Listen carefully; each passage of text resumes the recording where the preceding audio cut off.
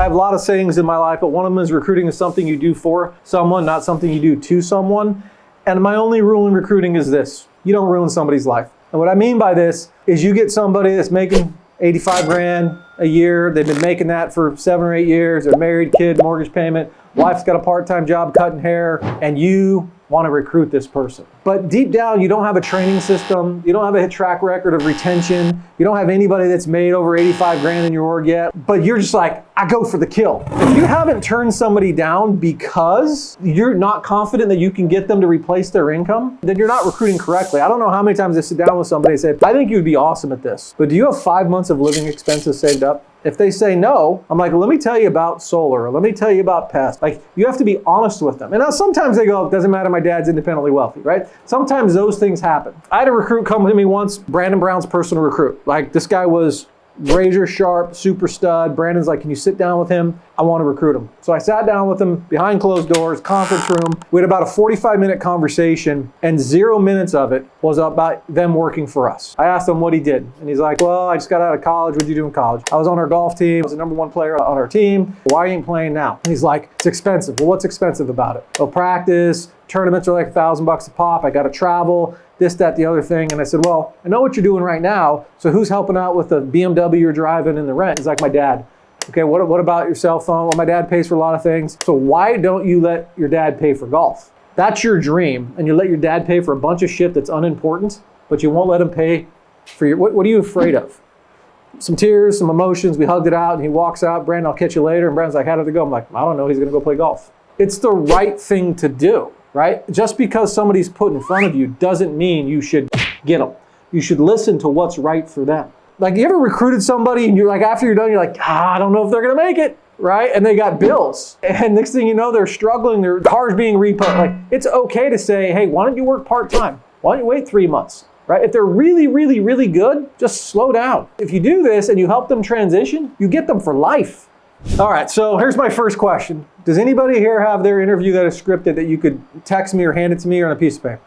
Like, if your rep is shadowing you on the door, they're like, well, here he goes again, do a stupid story about his favorite customer, Billy, that lives down the street, right? It's predictable. But if every time they watch you run interviews, it's different, how are they going to learn? So I would be a better interviewer if I got to wing it, ad-lib it every single time. But once you get to a certain point, you should never interview without somebody watching you. And so if somebody's going to watch you, it needs to be the same all the time. I actually went to the field 3 or 4 years ago. I actually did some field work. I ran Tempe, Albuquerque, and San Diego for Vivint's decentralized hubs. And I would fly in and I would intentionally run a campus interview. Then I'd run 2 or 3 in-office interviews, but I never did it alone. If somebody texted me, hey, I can't make it to the office, could you run an interview for Bill, the guy we met on campus? I would say, no, but he's coming in.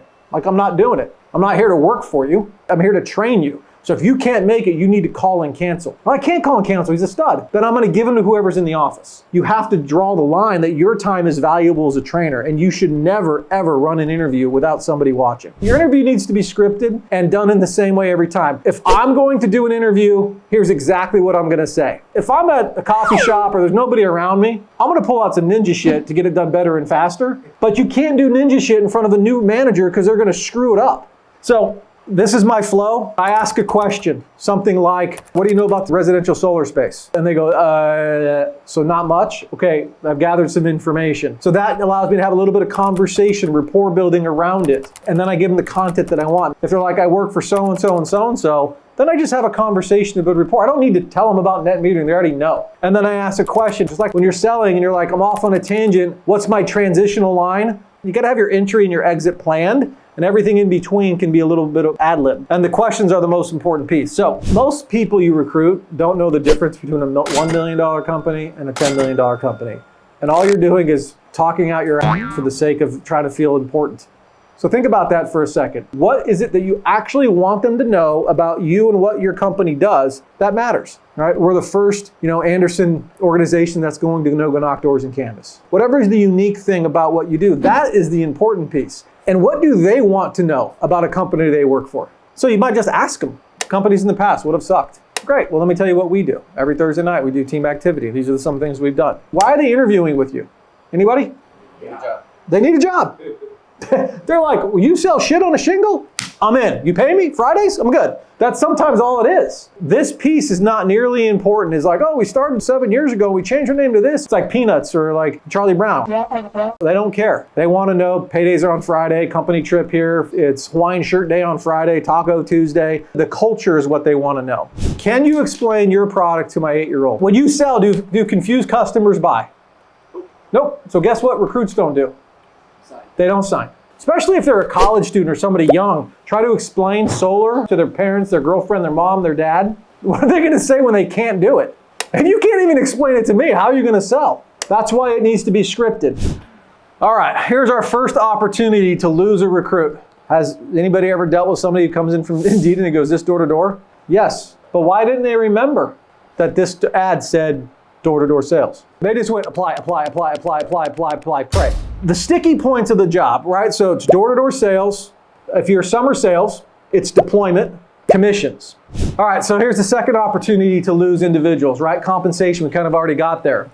What is the likelihood that they'll be able to explain your pay to someone else after your interview? So let's say it's $1,000 a deal, pay 10 days after, and as I get more and more deals, I can move up to $2,000 based on my experience.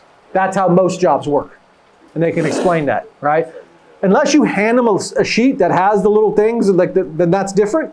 But if you're just giving them words, they're going to be repeat that. What are their fears when they leave about pay? What fears do the people you recruit have when they leave your interview about pay? Having enough to cover bills. Enough to cover bills and actually getting paid, especially if they have industry experience, right? What is the attainability of that pay or that pay scale? Right, which is why you have to promise a little and deliver a lot. So let me kind of go to this step right here, talk about training. I'm going to show them my calendar. I'm going to show them my training structure. I'm going to show them my meeting agendas. I'm going to show them what the next 8 months looks like. Consistency. I don't go to Starbucks because it's the best coffee. I go to Starbucks because it's the most consistent. When I transition to training, first of all, if we're going to work together, what am I doing here? Pull back, because I've just talked about pay and they're juiced. Hey, if we're going to work together, I have very few requirements, especially because you're in school. Now, if they're not in school, my requirements is a laundry list. But if I'm dealing with a student, what is their fear? I'm not going to have any time. So, hey, if we're going to work together, I have 2 basic requirements. One is you and I get 15 to 30 minutes face-to-face every week. Now, I would prefer right here in this chair at the office, right? But if it has to be via Zoom, or you're at home and it has to be via Zoom, or I have to even come to campus because your car broke down, I need your commitment. And preferably we do it at the same time every week. We treat it like a class. Can you commit, if I decide to work with you, to 30 minutes every week face-to-face? Yes, great. The second thing I need you to do, I need you to do one thing off my preparation list. Right? Now, ideally, I'd like you to do 20 things. Ideally, I'd like you to every event, every meeting, everything we ever do.